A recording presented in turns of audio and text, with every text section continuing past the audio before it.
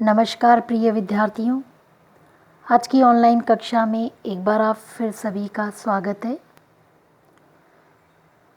आज का हमारा जो विषय है वह है सहभागी और असहभागी अवलोकन में अंतर। और जो अवलोकन के प्रकार हमने पढ़े थे उसमें दूसरा जो प्रकार था वह है नियंत्रित अवलोकन। इस पर आज हम लोग चर्चा करेंगे।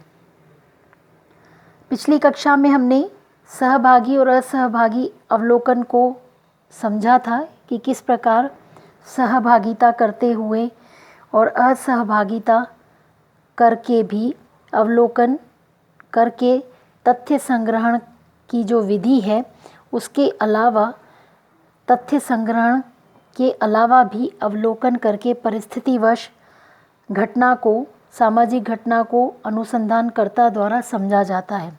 उसी के आगे आज हम दोनों में अंतर को देखेंगे कि सहभागी और असहभागिता का जो अवलोकन है आखिर क्या अंतर है उनमें।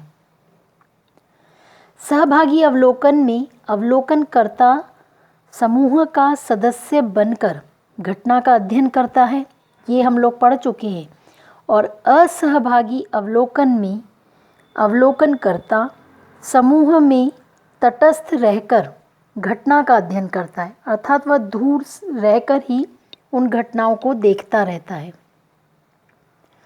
दूसरा बिंदु जो इसके अंतर का है वह है सहभागी अवलोकन के द्वारा समूह के व्यवहारों और घटनाओं का सूक्ष्म से सूक्ष्म और गहन अध्ययन करना भी संभव हो जाता है, जबकि असहभागी अवलोकन में स्पष्ट और मूर्त तथ्यों का ही संग्रह किया जाता है।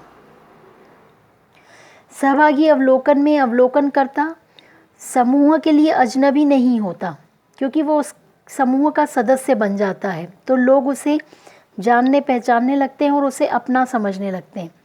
जबकि असहभागी अवलोकन में जो अवलोकन करता है वह समूह का सदस्य नहीं होता, इसलिए वह अपरिचित और अजनबी की तरह ही कार्य कर सकता है। चौथा बिंदु, सहभागी अवलोकन में अवलोकनकर्ता समूह में रहने के कारण जो उसे तथ्य प्राप्त होते हैं उनकी पुनः परीक्षा संभव है। कारण क्योंकि बार बार उसी समूह में रहने के कारण वह जा सकता है, लेकिन असहभागी अवलोकन में वह अपरिचित है, इसलिए अपरिचित को बार बार जानकारी देना संभव नहीं होती, विश्वसनीय भी नहीं होती, तो उसे तथ्यों की जो पुनः परीक्षा होती है इस कारण से वह एक कठिन कार्य हो जाता है। पांचवा बिंदु हम देखें तो सहभागी अवलोकन पद्धति में समय और धन असहभागी अवलोकन पद्धति से अधिक व्यय होता है। ये चीज़ हम लोग पहले ही क्लास में पढ़ भी चुके हैं, किस कारण से होता है, क्योंकि जाने आने में व्यय ज़्यादा लगता है।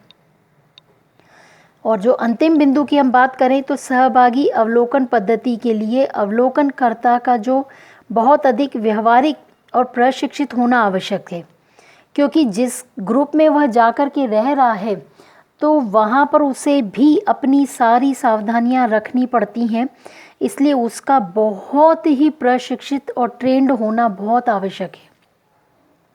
और जबकि असहभागी अवलोकन का हम कार्य समझें तो वो केवल सामान्य कुशलता और प्रशिक्षण से ही किया जा सकता है, क्योंकि दूर रह कर के आपको अवलोकन करना है तो ज़्यादा उसमें शिक्षा या उसके लिए आवश्यक नहीं है, केवल सामान्य कुशलता ही उसमें आवश्यक है। और अब हम दूसरे अवलोकन की बात करते हैं, वो है नियंत्रित अवलोकन। नियंत्रित अवलोकन किसे कहेंगे? यह एक ऐसी पद्धति है जिसमें अवलोकनकर्ता और अध्ययन करने वाली जो घटनाएं हैं एवं परिस्थितियों को नियंत्रित करके तथ्यों का संकलन किया जाता है। अर्थात क्या, इसमें जो दोहरे नियंत्रण की आवश्यकता होती है, अवलोकनकर्ता पर नियंत्रण रखना और दूसरा अवलोकित की जाने वाली घटना एवं परिस्थिति पर नियंत्रण रखना। यह पूर्व व्यवस्थित योजनाओं के अनुसार किया जाता है। अर्थात क्या, कि संपूर्ण जो अवलोकन प्रक्रिया है वह एक पूर्व निर्धारित योजना अनुसार ही की जाती है, यानी उसको पहले योजना बनाई जाएगी, इसमें परिस्थितियों को नियंत्रित किया जाएगा और अवलोकनकर्ता को भी नियंत्रण की आवश्यकता है। इसमें जो अवलोकन करता है वह एक यंत्र के समान कार्य करता है, इसलिए नियंत्रित अवलोकन को पूर्व नियोजित अवलोकन या संरचित अवलोकन या फिर व्यवस्थित अवलोकन भी कहा जाता है। और यह परिस्थिति नियंत्रक और अवलोकनकर्ता नियंत्रक प्रकार का होता है। नियंत्रित अवलोकन में कार्य के लिए पूर्व में अवलोकित जो की जाने वाली जो इकाइयां हैं उनको पहले से ही स्पष्ट या परिभाषा उनकी दी जाती है कि किस प्रकार के तथ्य एकत्र किए जाने हैं।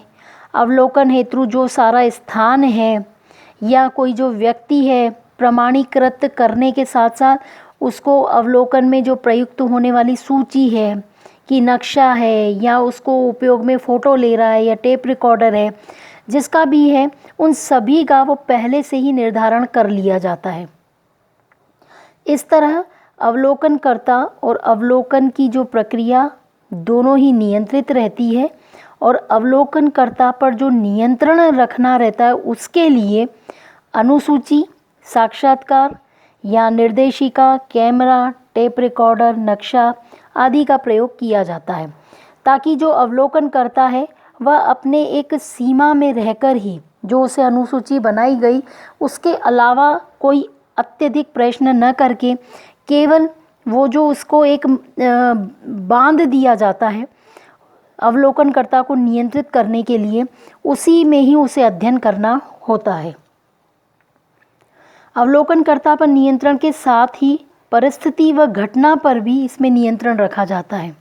अर्थात क्या, परिस्थिति को पहले स्पष्ट करके उसका अध्ययन करना कि वास्तव में घटना है क्या और किस परिस्थितियों के कारण वह उत्पन्न हुई।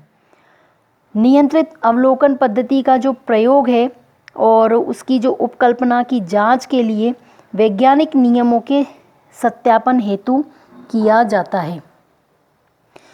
बिल्कुल सही है कि जब भी कोई अवलोकन पद्धति का जब प्रयोग किया जाता है तो वैज्ञानिक नियमों का सत्यापन हम पहले भी पढ़ चुके हैं कि जो भी क्रिया हम करते हैं वह वैज्ञानिक नियमों के अंतर्गत ही सत्यापित होनी चाहिए। और वैज्ञानिक विधि क्या है ये पूर्व हम कक्षाओं में पढ़ चुके हैं। ठीक है, तो आज हमने सहभागी और असहभागी अवलोकन में क्या अंतर है और नियंत्रित अवलोकन क्या है, इस पर हमने आज अपने चर्चा की है। अगली कक्षाओं में इसके आगे के बिंदु को लेंगे। धन्यवाद।